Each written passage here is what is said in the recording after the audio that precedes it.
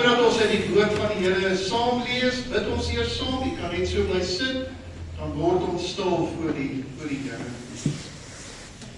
So wonderlike hemelse Vader, ons dankie vir die voorreg wat ons het om kerk van Jesus Christus in die wêreld te wees. Here, in 'n wêreld wat so onstuimig is, 'n wêreld waarin ons bekommerd gade slaan hoe mense teenoor mekaar opstaan, is dit wonderlik om te weet, ons verkondig hier 'n boodskap wat vir tyd en ewigheid stand hou. Here, U is ons hoop. U hou ons lewens in U hand. U stuur ons. U beskerm ons. En daarom is ons hier. Daarom het ons vanoggend gekom as U gemeente, as U kerk, om U te aanbid, maar om ook, Here, saam as broers en susters in die Here te wees, gemeenskap van die heiliges. Ons dank U, Here, dat ons nou met oortuiging en met verwagting U woord kan oopmaak, want die Bybel is die volkome bekendmaking van U wil vir ons lewens. Daarom kan ons dit lees, oordink, daaroor preek, en dit uiteindelik in ons lewens toepas. Here, want dit is U stem in ons harte. Hoor dan nou ook ons gebed, as ons vra, o Heilige Gees, wil U in hierdie oomblikke kom, en volkome besit neem van hierdie erediens. Ons vra dit in Jesus Christus se naam. Amen.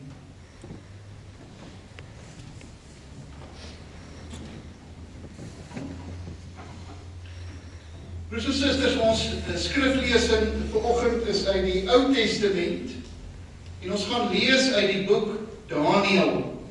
Nou, Daniël is 'n baie interessante boek.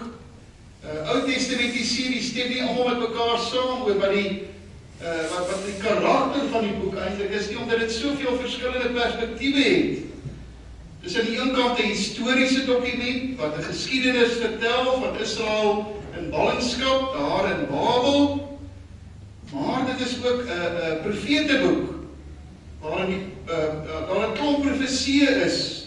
En uiteindelik is dit ook 'n boek vir al die laaste paar hoofstukke wat ons bestempel as 'n apokaliptiese boek, soos Openbaring, omdat dit baie visioene bevat. So dit is 'n baie interessante boek met verskillende perspektiewe. En ons lees dan nou graag 'n verhaal uit die boek Daniël, wat ook vir koning Nebukadneser behels. En dan wil ons die woord van die Here vanoggend aan die hand van hierdie skrifwoord ook aan elkeen van u bring. Kom ons begin dan lees by Daniël 2.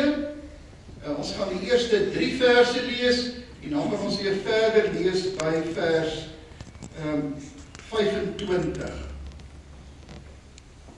In die tweede regeringsjaar van koning Nebukadneser het hy 'n droom gehad wat hom so ontstel het dat hy nie kon slaap nie. Toe het hy die towenaars, die voorspellers, die goëlaars en die sterrekykers laat roep om sy droom vir hom te kom uitlei. Hulle het toe voor die koning kom staan en hy het vir hulle gesê, ek is ontstel oor 'n droom wat ek gehad het en ek wil weet wat die droom beteken. Dan vers 25. Arjok het toe dadelik vir Daniël na die koning toe gevat en gesê, ek het iemand onder die Judeese ballinge gekry wat die droom vir die koning kan uitlei. Die koning het toe vir Daniël, wat Belsassar genoem is, gevra, kan jy vir my sê wat die droom is, wat ek gehad het, en wat sy uitleg is? Daniël het geantwoord, die raadgewers die voorspellers, die towenaars en die sterrekykers is nie in staat om die droom waaroor u navraag doen vir u te vertel nie. Maar daar is 'n God in die hemel wat geheime kan openbaar en wat aan u, koning Nebukadneser, wil bekend maak wat in die toekoms gaan gebeur. In u slaap het u 'n droom, 'n visioen gehad. Toe u gaan slaap het u gedink oor wat in die toekoms sal gebeur. En hy wat geheime kan openbaar, het aan u bekend gemaak wat gaan gebeur. Dit is nie omdat ek meer wysheid het as ander mense dat hierdie geheim aan my geopenbaar is nie, maar omdat die uitleg aan u bekend moet word, sodat u 'n antwoord kan kry op die vraag waaroor u gedink het. U het 'n visioen gehad. Daar was 'n groot beeld. Dit was hoog en het baie geblink. Dit het voor u gestaan. Iets skrikwekkends. Die beeld se kop was van suiwer goud. Sy bors en sy arms van silwer. Sy maag en sy heupe van brons. Sy bene was van yster en sy voete deels van yster en deels van klei. Toe jy nog so kyk, breek daar 'n klip los, sonder dat 'n hand daaraan geraak het, en dit tref die beeld teen die voete van yster en klei en verpletter dit. Die yster, die klei, die brons, die silwer en die goud is alles fyn gestamp en het geword soos kaf op die dorsvloere wat in die oestyd deur die wind weggewaai word, sodat geen spoor daarvan oorbly nie.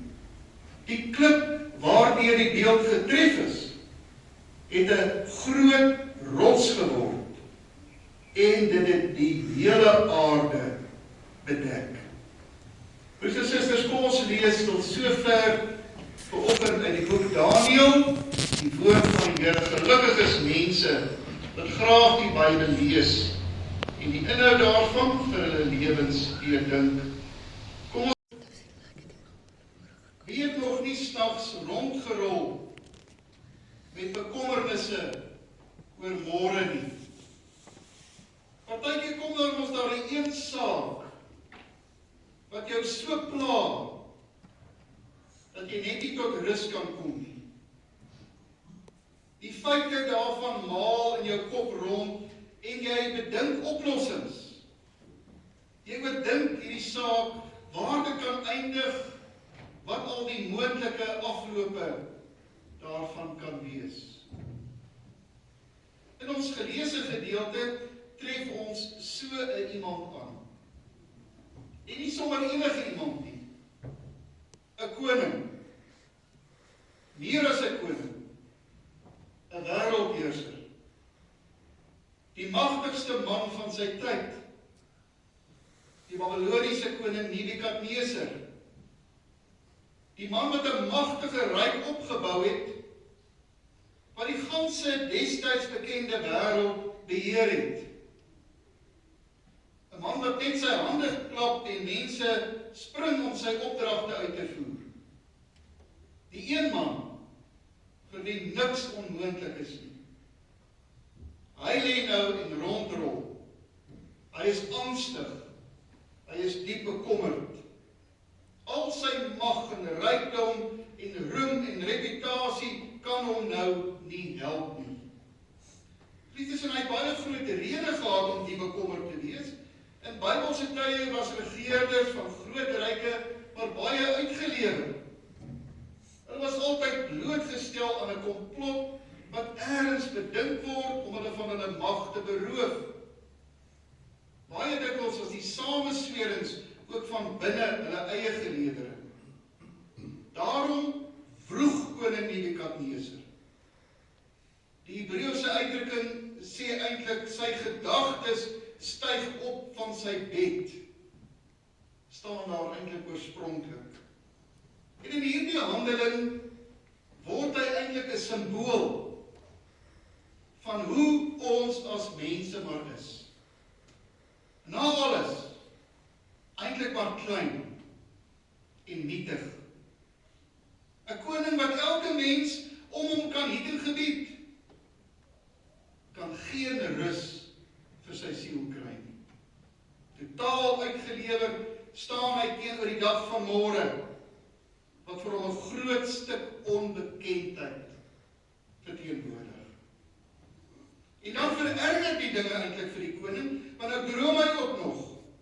En hy beleef hierdie droom as 'n nagmerrie. Hy droom van 'n beeld wat deur 'n klip fyn gerol word, heeltemal verwoes word, waar niks van hom oorbly nie. En hierdie droom vererger sy vrees en sy kommer, want dit is deurspek met elemente soos agteruitgang, verweer en uiteindelik vernietiging. In Bybelse tye was baie meer waarde geheg aan drome as in ons tyd. Want die Bybelse mens was eintlik oosterlinge. Hulle was baie meer ingestel op die mystieke. So drome en visioene het vir hulle 'n geweldige betekenis gehad. En daarom voel die koning so ernstig oor hierdie droom, dat hy al sy raadgewers en sterrekykers eintlik by die dood dryf, as hulle nie vir hom kan sê wat het hy gedroom en wat beteken dit nie. Geliefdes, in hierdie desperate koning sien ons dit wat die mens eintlik ten diepste is. So mooi geïllustreer. Ons kan in ons leeftyd baie dinge daarstel. Ons kan selfs vorme van goue beelde skep. Ons kan soveel prestasies en suksesse behaal en 'n goeie lewe vir onsself daarstel.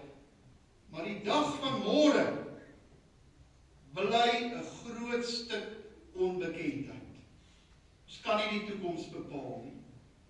Daar is soveel situasies in ons lewens wat ons nie kan beheer nie, waarin ons eintlik baie keer magteloos voel. Daar is so baie keuses wat ons moet maak, wat ons nie weet hoe moet ons kies, watter kant toe moet ons gaan nie, terwyl ons weet dat daardie keuse baie keer verrykende gevolge vir jou en jou geliefdes kan inhou. Maar broers en susters, daar is nog 'n koning wat in hierdie verhaal ter sprake is. Daar is 'n koning wat teenoor koning Nebukadneser staan, naamlik God. Teenoor die koning wat vroeg en wat bekommer, wat so desperaat is dat hy eintlik moorddadig wil word, staan die ewige God. En dit is daardie God wat die Hebreëse profeet Daniël bekendstel. En die kontras is oorweldigend. Die God is die een wat geheime kan openbaar, wat mense dinge kan laat sien, vir wie niks onbekend is nie, wat drome kan uitlê en al die antwoorde ken, wat altyd weet wat 'n mens in 'n situasie behoort te doen en te besluit, en wat ook altyd raad wil gee, wat leiding wil gee, wat met liefde sy gees na mense toe stuur, wanneer hulle besluite moet neem. En as Daniël dan die koning se droom uitlê, het hy nie goeie nuus vir koning Nebukadneser nie. Hy bevestig eintlik die koning se ergste vrese. Want hy sê vir hom, dit beteken jou ryk sal ondergaan. Die einde is eintlik al reeds in sig. En daar sal ook ander ryke wees, en hulle sal ook tot niet gaan. Uiteindelik sal almal verdwyn. Die beeld verteenwoordig die mensdom se nietigheid en inherente agteruitgang. Dit begin dalk by goud en silwer en brons, maar dit eindig by klei. Voete van klei wat eintlik sê hoe verganklik hierdie beeld eintlik is. Selfs al kan 'n mens goud daarstel, al kan 'n mens soveel vermag, uiteindelik is die fondament maar van klei en dit kan nie vir staan nie. Die koning se droom stel God en sy werking as die klip voor, wat die beeld vernietig en wat so groot word, dat dit 'n rots word, wat die hele aarde vul. Die voorstelling van God as 'n verwoester, val dalk vreemd op ons oor, en tog is die Here se afbreek van alles, wat teenoor sy wil staan, baie keer sentraal aan die boodskap van die evangelie. Die ongemak van koning Nebukadneser, sy vrees vir die toekoms, sy wroeging oor die dag van môre, was geregverdig. Hy het goeie rede gehad, want sy hele lewe, sy ryk, alles was gebou op dit, wat die ware God van Israel geopponeer het. En hy was baie deeglik bewus van die Joodse godsdienst, van die Hebreëse profeet Daniël, en van sy getuienis van die ware God. En ten diepste was dit, wat die koning so onrustig gemaak het, om so onseker oor die toekoms gemaak het, en sy onsekerheid was geregverdig. Geliefdes in die Here, hierdie verhaal konfronteer vir u en vir my vanoggend met 'n vraag. Die Here vra aan die hand van hierdie verhaal 'n vraag. Ons werk dikwels in ons lewens ook maar aan ons eie koninkryk. Ons werk aan allerlei vorme van blink beelde wat ons daar kan stel. En ons kan baie dinge regkry. Ons kan baie dinge daar stel. Maar onthou, meeste van alles het dit maar voete van klei. Is dit eintlik maar tot vernietiging gedoen. So baie mense leef los van die Here en sy wil. Jy kry dalk miskien op aarde baie reg, maar ergens is daar die klip van die Here se oordeel. Die vraag is of ons leef en werk in die Here, of ons bou en skep in die Here se naam, of bou ons bloot koninkryke wat alhoewel dit blink en indrukwekkend is, tydelik is, en eintlik maar verganklik, vir beganklikheid bestem is. Verder vra hy die gedeelte vir ons 'n vraag. Plaas ons môre in die Here se hand. Onthou, ons lewens is onseker. Alles wat ons het, alles wat ons is, die mense wat deel van ons klein kring is, kan môre wegval. Ons lewens is onseker. Môre is 'n onbekendheid. Maar God is die openbaarder van geheime. En hy wag alreeds op ons in môre. Mag die Here ons daartoe help om ons kleinheid, ons nietigheid te besef en dat dit ons elke dag na die Here toe dryf, wat die grootte God is, wat ons lewens in sy hand hou en wat die openbaarder is van die diepste geheime in ons lewens. Die Here help